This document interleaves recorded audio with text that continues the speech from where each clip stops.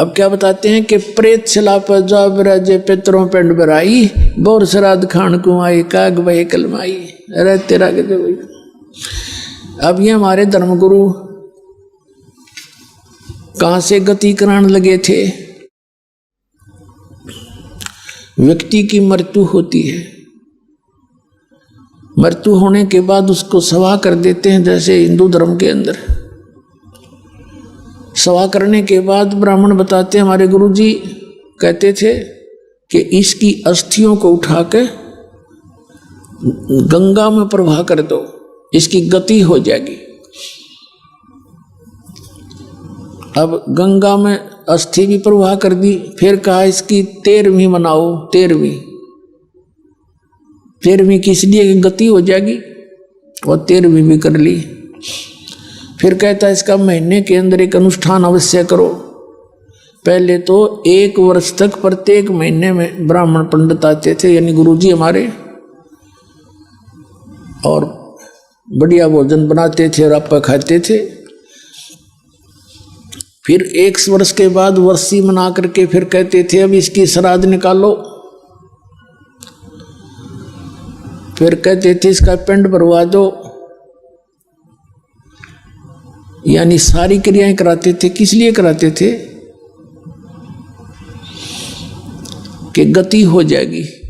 गति तो ही नहीं, वह दुर्गति करा के छोड़ दी। कैसे?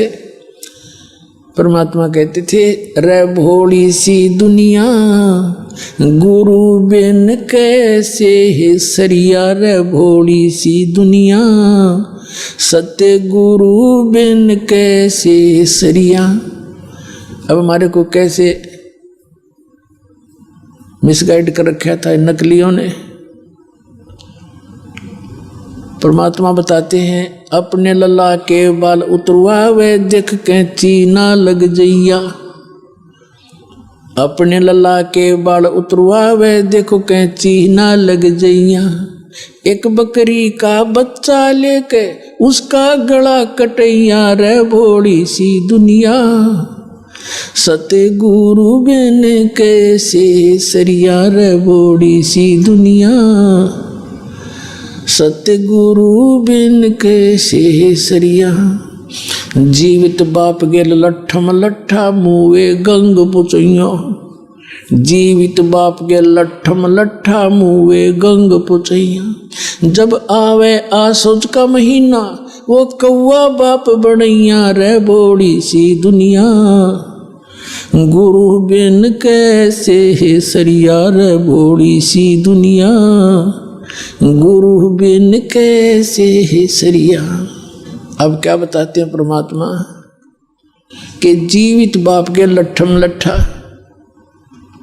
जिंद अपने जीवित पिता की तो कदर नहीं, और मरे पाछा गंग पहुंचैया, गंगा में अस्थि पहुंचाने जाओ। और फिर जब आवे आसौज का महीना कौआ बाप बनैया। रे भोली सी दुनिया। परमात्मा कहते हैं कि कहाँ से स्टार्ट किया था गति कराना।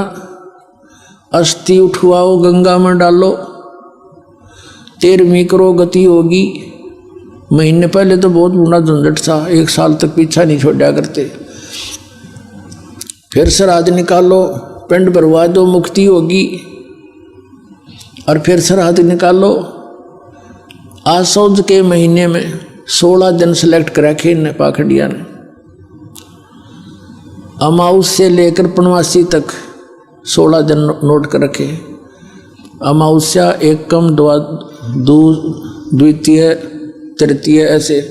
तो जिस दिन इन 16 दिनों में सारे आ जाते हैं, एकम, चौथ, ग्यास, द्वादश सारी, तो जिस दिन जिस तिथि को पिता या पुत्र या माता मरी होती है, मृत्यु होती है, उसको 8म न मरी है तो 8म के दिन इन 16 दिनों में से वो श्राद्ध निकाल ले जाते हैं। गुरु जी आते हैं, वो पहले भोजन बनाता है। सबसे पहले भोजन बना करके खीर हलवा जो भी, सबसे पहले नो कहेंगे ऊपर रख दो छत पे। और कौवा भोग लगा गया तो इन्हों सोच ले तेरे पिताजी को मिल गया। अब परमात्मा कहते हैं श्राद्ध में जब कौआ भोग ना लाड़ पावे तो नो कहे तेरे पिताजी को भोग नहीं लगा, और कौए ने भोग खा लिया तो नो सोच लो तुम्हारे पिताजी हो सकता कौए बन गए हो। अरे कल के चोरो, कहाँ से शुरू किया था वो कौआ बना के छोड़ दिया, गति कराने लगे थे दुरुक्ति करवा दी।